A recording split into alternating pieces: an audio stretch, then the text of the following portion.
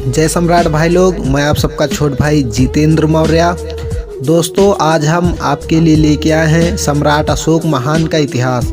सम्राट अशोक भारतीय इतिहास का एक ऐसा चरित्र है जिनकी तुलना विश्व में किसी से नहीं की जा सकती है।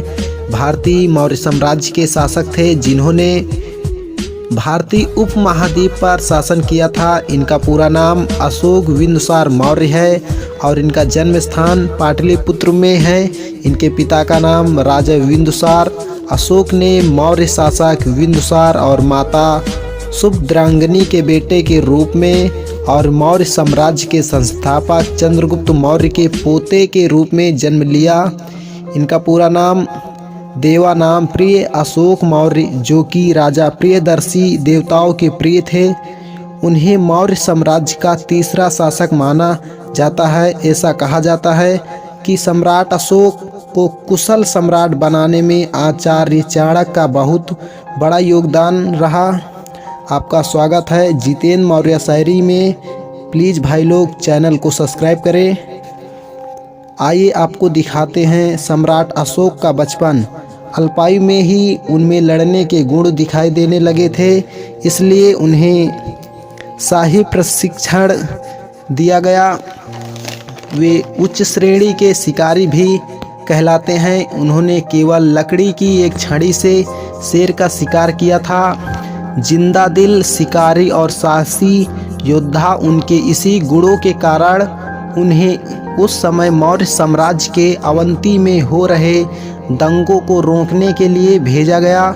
दोस्तों, मौर्य साम्राज्य सम्राट अशोक ने अफगानिस्तान के हिंद कुश में अपने साम्राज्य का विस्तार किया था। उनके साम्राज्य की राजधानी पाटलिपुत्र, जो कि मगध आज का बिहार है, और साथ ही उपराजधानी तक्षशिला और उज्जैन थी। अशोक ने अपने आप को कुशल प्रशासक सिद्ध करते हुए वे 3 साल के अंदर ही राज्य में शांति स्थापित की।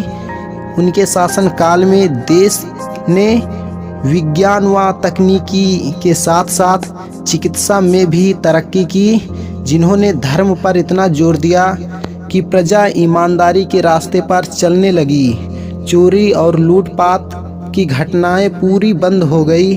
सम्राट अशोक घोर मानवतावादी थे। रात दिन जनता के भलाई के लिए काम किया करते थे। उन्हें विशाल साम्राज्य के किसी भी हिस्से में होने वाली घटना की जानकारी रहती थी।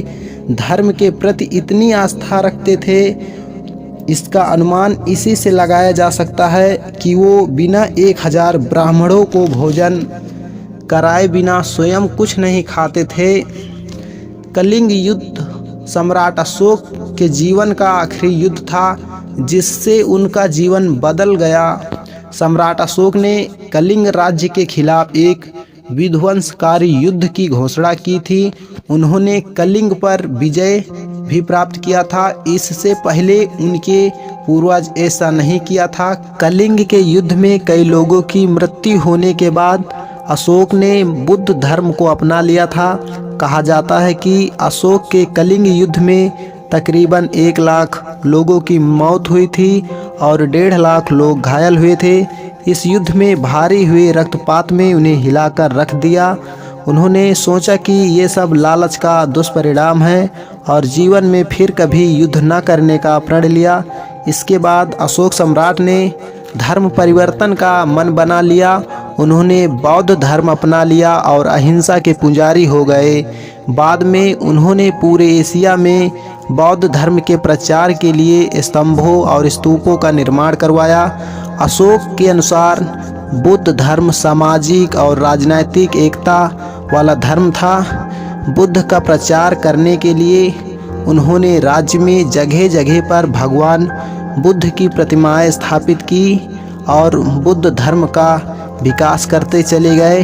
बौद्ध धर्म को अशोक सम्राट ने ही विश्व धर्म के रूप में मान्यता दिलाई। विदेशों में बौद्ध धर्म के प्रचार के लिए सम्राट अशोक ने अपने पुत्र और पुत्री को भिक्षुड़ी के रूप में भारत से बाहर भेजा। सार्वजनिक कल्याण के लिए उन्होंने जो कार्य किए वो इतिहास में अमर हो गए।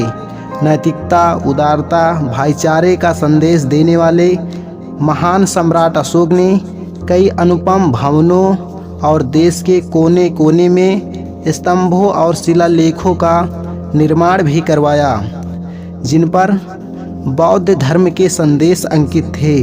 भारत का राष्ट्रीय चिन्ह अशोक चक्र, जो कि झंडे पर विराजमान है, और शेर की त्रिमूर्ति भी सम्राट अशोक महान की ही देन है, जो कि नोटों या रुपये पर है।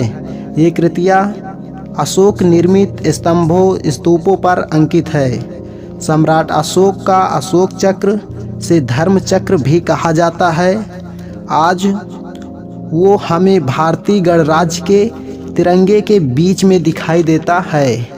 त्रिमूर्ति सारनाथ, जो कि वाराणसी में है, वहाँ के बौद्ध स्तूपों के स्तंभों पर निर्मित शिला मूर्तियों की प्रतिकृति है। अशोक सम्राट का अर्थ दर्द रहित या फिर चिंता मुक्त होता है। अपने आदेश पत्र में उन्हें देवनाम प्रिय और देवदर्शन कहा जाता है कि सम्राट अशोक का नाम अशोक के ही पेड़ से लिया गया था। दोस्तों, एक किताब है जिसका नाम आउटलाइन ऑफ हिस्ट्री।